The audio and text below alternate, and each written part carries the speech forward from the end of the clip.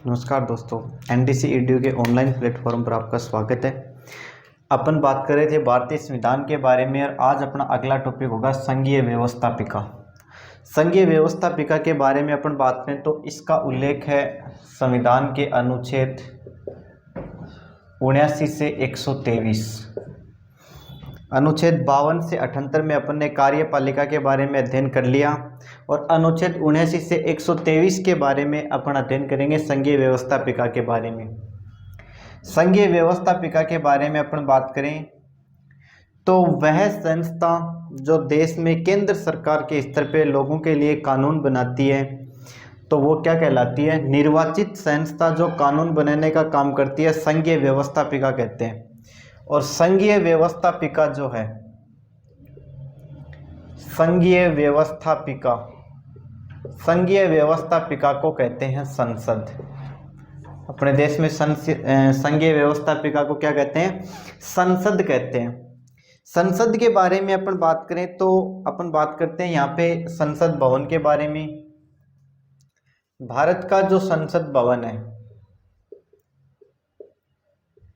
भारत का संसद भवन रायसीना की पहाड़ी पर स्थित है। कौन सी पहाड़ी पर स्थित है? रायसीना की पहाड़ी पर स्थित है। सबसे पहली बात कि संसद भवन जो है वो कहाँ स्थित है? रायसीना की पहाड़ी। देखो, बात करते हैं अपन रायसीना की पहाड़ी के बारे में। तो रायसीना की पहाड़ी है, ये अरावली पर्वत श्रृंखला का एक भाग है। किसका भाग है? अरावली पर्वत श्रृंखला का भाग है। अरावली पर्वत श्रृंखला जिसे आडावाड़ा पर्वत भी कहते हैं राजस्थान में, यह जो है वो आपको पता होगा कि इसका जो श्रृंखलाबद्ध विस्तार है वो गुजरात के ब्रह्मखेड़ा से लेकर या खेड़ ब्रह्मा से लेकर रायसीना की पहाड़ी करोल बाग दिल्ली तक है। और इसी रायसीना की पहाड़ी के ऊपर भारत का संसद भवन जो है वो बना हुआ है। संसद भवन के बारे में बात करें तो संसद भवन की रूपरेखा, संसद भवन की रूपरेखा दो अंग्रेज इंजीनियरों ने तैयार की थी। एडविन लुडविन और हर्बर्ट बेकर ने तैयार की थी। किसने तैयार की थी? एडविन लुडविन और हर्बर्ट बेकर ने तैयार की। तो आपसे पूछ लिया जाए कि संसद भवन की रूपरेखा वो किन लोगों ने तैयार की थी? दो अंग्रेज अधिकारी थे, एडविन लुडविन और हर्बर्ट बेकर। संसद भवन के बारे में अगर हम बात करें तो संसद भवन की जो नींव है,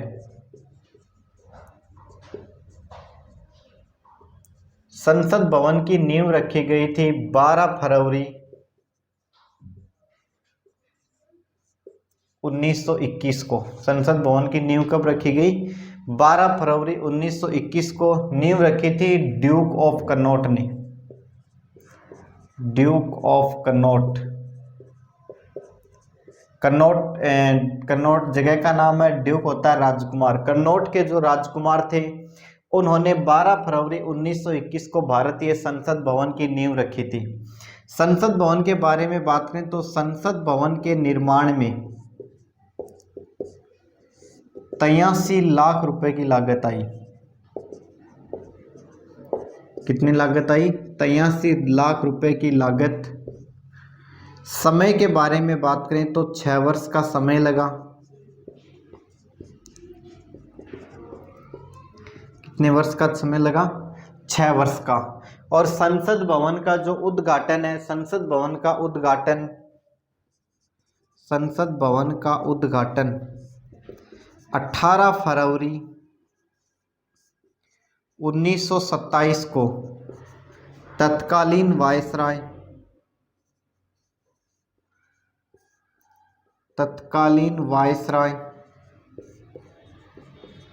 लॉर्ड इरविन ने किया।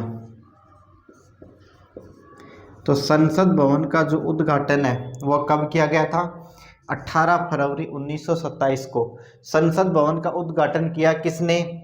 Viceroy Lord Irwin. यानी उस समय 1927 में भारत के जो वायसराय थे, वायसराय लॉर्ड इरविन ने 18 फरवरी 1927 को संसद भवन का क्या किया? उद्घाटन किया।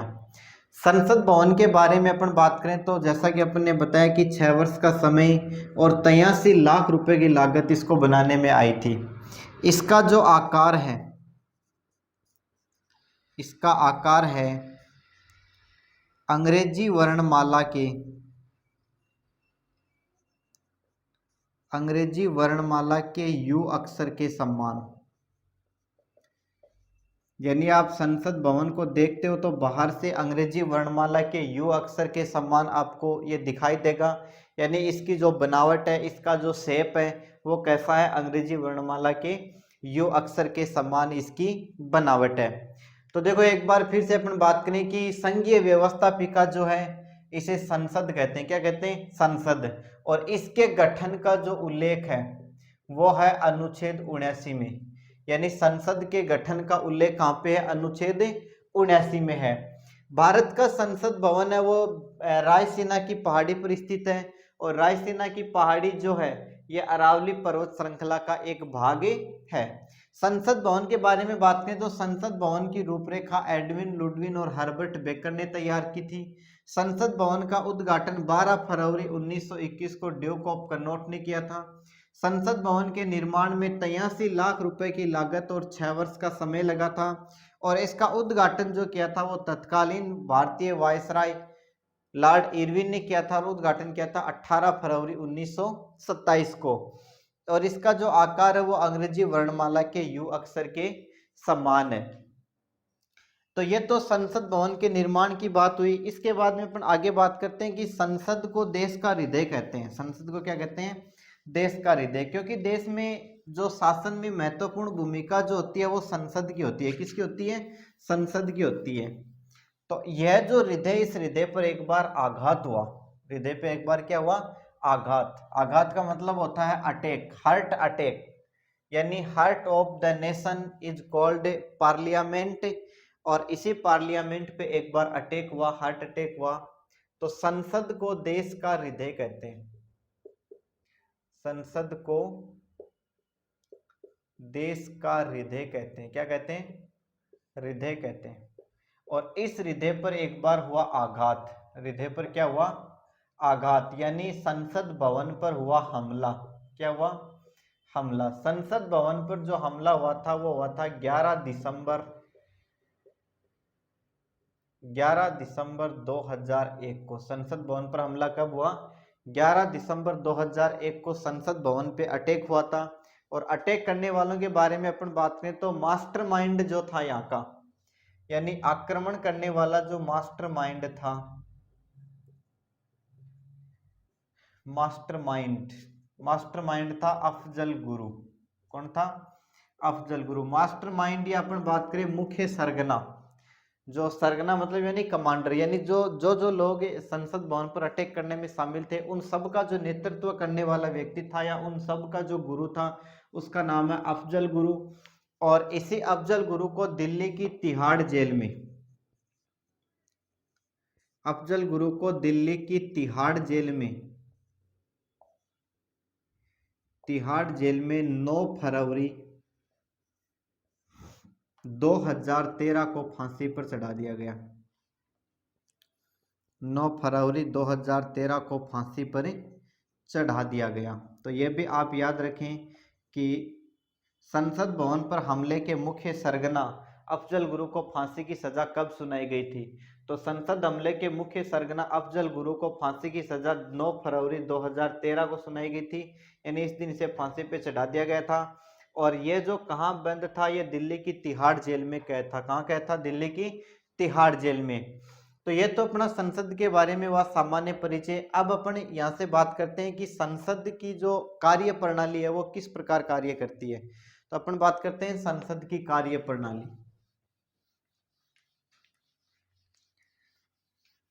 संसद का सामान्य परिचय मैंने आपको बता दिया। अब अपन बात करते हैं संसद की कार्य प्रणाली। या अपन पहले पढ़ते हैं संसद का गठन किस प्रकार होता है। तो देखो संसद के गठन का उल्लेख है अनुच्छेद 79 में। संसद के गठन का उल्लेख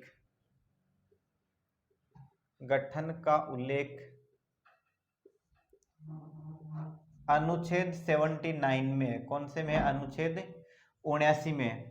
संसद के गठन के बारे में बात करें तो देखो, संसद के 2 सदन होते हैं, जबकि संसद के 3 अंग होते हैं। दोनों अलग अलग पर्सन है, इंपॉर्टेंट पर्सन है। एक तो आपसे पूछ लिया जाए कि संसद के सदन, तो संसद के सदन होते हैं 2, और 2 कौन से होते हैं? लोकसभा और दूसरा राज्यसभा। लेकिन ये नहीं पूछ के आपसे पूछे कि संसद के अंग, अब प्रश्न बदल गया। संसद के अंग होते हैं 3। संसद के अंग कितने होते हैं? 3। लोकसभा, राज्यसभा और तीसरा होता है राष्ट्रपति। तीसरा कौन सा होता है? राष्ट्रपति। तो दोनों प्रश्न आपको याद रखने हैं। केवल आपसे इतना पूछे कि संसद के सदन कितने होते हैं, तो संसद के 2 सदन होते हैं, लोकसभा और राज्यसभा। दूसरा आपसे ये पूछे कि संसद के कितने अंग होते हैं, तो संसद के अंग 3 होते हैं, लोकसभा, राज्यसभा और राष्ट्रपति। यानी राष्ट्रपति है वो संसद का अभिन्न अंग होता है। राष्ट्रपति संसद का अभिन्न अंग होता है। इस बात को आप रट के रखना, राष्ट्रपति है वो संसद का अभिन्न अंग होता है। बहुत इंपॉर्टेंट बात है, रट के रखना। मैं आपको पहले बता देता हूं। तो संसद के गठन के बारे में अपन बात की अपन ने। गठन का उल्लेख है वो अनुच्छेद 79 में है। संसद के सदन है वो 2 सदन होते हैं। पहले सदन का नाम है लोकसभा और दूसरे सदन का नाम है राज्यसभा। इसके बाद में अपन ने बात की कि संसद के अंग है 3 अंग होते हैं, लोकसभा, राज्यसभा और राष्ट्रपति। और राष्ट्रपति जो होता है वो संसद का अभिन्न अंग होता है। अब बात करते हैं अपन संसद की कार्यप्रणाली।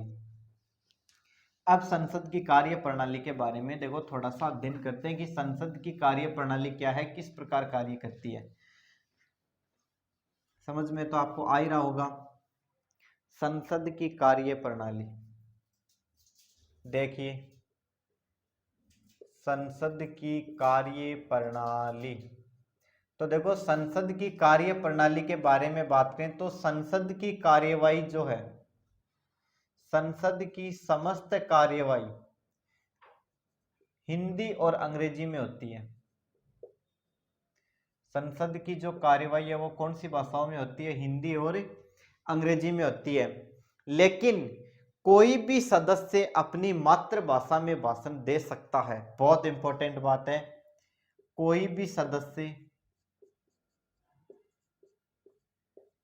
सदस्य अध्यक्ष की अनुमति से अपनी मातृभाषा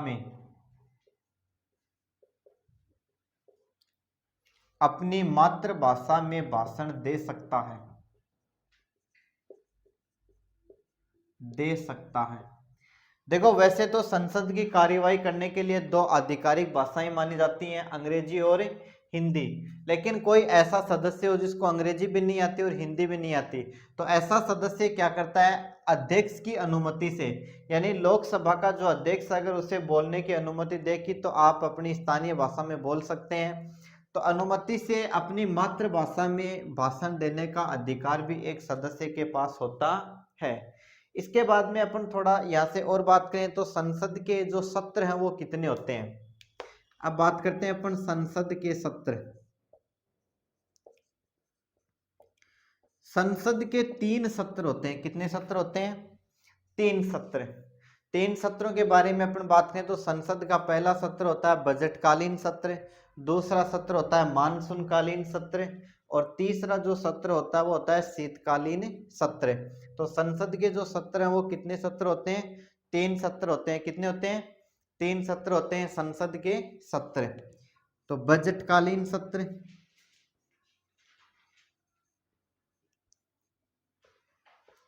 बजटकालीन सत्र देखो वो सत्र होता है जिसमें बजट पेश किया जाता है। क्या पेश किया जाता है? बजट पेश किया जाता है। तो आपको पता होगा बजट जो है वो लगभग फरवरी के महीने में पेश किया जाता है। कब पेश किया जाता है? फरवरी के महीने में। तो संसद के बजटकालीन सत्र के बारे में बात करें तो यह जो सत्र है यह फरवरी से मई के मध्य चलता है। फरवरी से मई के मध्य चलता है। तो बजटकालीन सत्र आप बता सकते हो संसद का कब चलता है, फरवरी से मई के मध्य चलता है। दूसरा जो सत्र होता है संसद का वो होता है मानसून सत्र। दूसरा सत्र कौन सा होता है, मानसून सत्र। ये मानसून का जब आगमन होता है जुलाई सितंबर के आसपास, मानसून कालीन सत्र। और तीसरा होता है शीतकालीन सत्र, जो आपके नवंबर दिसंबर में चलता है, शीतकालीन सत्र। तो संसद के आपसे पूछ ले जाए कितने सत्र होते हैं, 3 सत्र होते हैं, बजट सत्र, मानसून सत्र और शीतकालीन सत्र। इसके बाद में देखो अपन बात करते हैं कि संसद के 2 सत्रों के मध्य, संसद के 2 सत्रों के मध्य 6 माह से अधिक का अंतर नहीं होना चाहिए। यानी संसद के किसी भी सदन का अगर सत्र चलाना हो तो 1 साल में कम से कम 2 सत्र बुलाए जाने अनिवार्य होते हैं। तो संसद के 1 साल में कितने सत्र बुलाए जा सकते हैं, 2 सत्र। और दोनों सत्रों के मध्य कितने दिन का अंतर होना चाहिए, 6 महीने से ज्यादा का अंतर नहीं होना चाहिए। संसद के सत्रों के बारे में अपन और बात करें तो संसद का जो सत्राहुत करता है, संसद के सत्र का सत्राहुत भी राष्ट्रपति करता है। सत्राहुत का मतलब होता है सत्र का बुलावा या सत्र का जो आयोजन करता है वो भी राष्ट्रपति करता है, और सत्रावसान जो किया जाता है वो भी राष्ट्रपति के द्वारा किया जाता है। तो आपसे पूछ लिया जाए कि संसद का सत्राहुत और सत्रावसान कौन करता है, तो संसद का सत्राहुत भी राष्ट्रपति करता है और सत्रावसान भी कौन करता है, राष्ट्रपति करता है। यानी राष्ट्रपति की मर्जी से तो ये बुलाया जाता है, राष्ट्रपति की मर्जी से क्या होता है, समाप्त होता है। अभी यहाँ से अपन और बात करें कि संसद के जो अगर सत्र चल रहा हो, मान लीजिए ऐसा कोई भी व्यक्ति जिसके ऊपर कोई आरोप हो और उसके ऊपर अगर एफआईआर दर्ज होती है, तो संसद का सत्र शुरू होने के 30 दिन पहले और संसद का सत्र शुरू होने के 30 दिन बाद उसे कोई गिरफ्तार नहीं कर सकता। यानी संसद का सत्र अगर आगामी 30 दिन में शुरू होना है तब, और संसद का सत्र आगामी 30 दिन में समाप्त होना है तब, इस समय के मध्य उस व्यक्ति को गिरफ्तार नहीं किया जा सकता। अगर कोई व्यक्ति बिना बताए अगर 60 दिन तक संसद में अनुपस्थित रहता है, तो ऐसी स्थिति में संसद के अध्यक्ष द्वारा, जैसे लोकसभा में लोकसभा का अध्यक्ष होता है और राज्यसभा में राज्यसभा का सभापति होता है, तो उनके द्वारा उक्त सदस्य की सदस्यता निरस्त की जा सकती है। इसके बाद में संसद की कार्य प्रणाली के बारे में अपन और बात करें तो संसद में 3 प्रकार के प्रश्न पूछे जाते हैं। संसद में कितने प्रकार के प्रश्न पूछे जाते हैं, 3 प्रकार के प्रश्न पूछे जाते हैं। तो देखो अपन बात कर रहे थे कि 3 प्रकार के जो प्रश्न पूछे जाते हैं। अब देखो अपन बात करते हैं कि 3 प्रकार के प्रश्न ये पूछे कब जाते हैं। यानी संसद की कार्यवाही जब दिन में प्रारंभ होती है, तो संसद की कार्यवाही का जो प्रथम जो घंटा होता है, पहला जो घंटा होता है, पहला घंटा होता है प्रश्नकाल का। कौन सा होता है, प्रश्नकाल का। और इसी प्रश्नकाल के घंटे में 3 प्रश्न पूछे जाते हैं। कितने प्रश्न पूछे जाते हैं, 3 प्रश्न। कौन कौन से, पहला प्रश्न होते हैं तारांकित प्रश्न। पहले प्रश्न कौन से होते हैं, तारांकित प्रश्न। ये जो प्रश्न होते हैं, इन प्रश्नों के जवाब है वो मौखिक रूप से देने पड़ते हैं। इन प्रश्नों के जवाब किस प्रकार से देने पड़ते हैं, मौखिक रूप से। यानी संसद में पूछे जाने वाले जो ऐसे प्रश्न जिनके जवाब मौखिक रूप से दिए जाते हैं, कौन से प्रश्न कहलाते हैं, तारांकित प्रश्न कहलाते हैं। दूसरे प्रश्न होते हैं अतारांकित प्रश्न। अतारांकित प्रश्न, अतारांकित प्रश्न जो होते हैं इनका जो जवाब है वो लिखित में दिया जाता है। किस प्रकार दिया जाता है, लिखित में दिया जाता है। यानी तारांकित प्रश्न का जवाब है वो मौखिक रूप से दिया जाता है, अतारांकित प्रश्न है उनका जवाब लिखित में दिया जाता है। और तीसरे जो प्रश्न होते हैं वो होते हैं अल्प सूचना प्रश्न। 3 नंबर कौन से होते हैं, अल्प सूचना प्रश्न। अब देखो ये कौन से होते हैं, अल्प सूचना प्रश्न जो है ये अगर कोई सदस्य किसी से प्रश्न पूछता है तो उसे 10 दिन पहले सूचित करना पड़ता है। यानी इस प्रकार के प्रश्नों में, इस प्रकार के प्रश्नों में 10 दिन पहले सूचित करना पड़ता है। 10 दिन पहले सूचित करना पड़ता है। सूचित करना पड़ता है कि मैं 10 दिन बाद में आपसे क्वेश्चन पूछूंगा, इसलिए आप इनके जवाब देने के लिए तैयार रहना। किस प्रकार से आपको जवाब देने, आप अपने घर से जवाब लिख के लेके आना। तो 10 दिन पहले इसमें क्या दे दी जाती है, सूचना दे दी जाती है।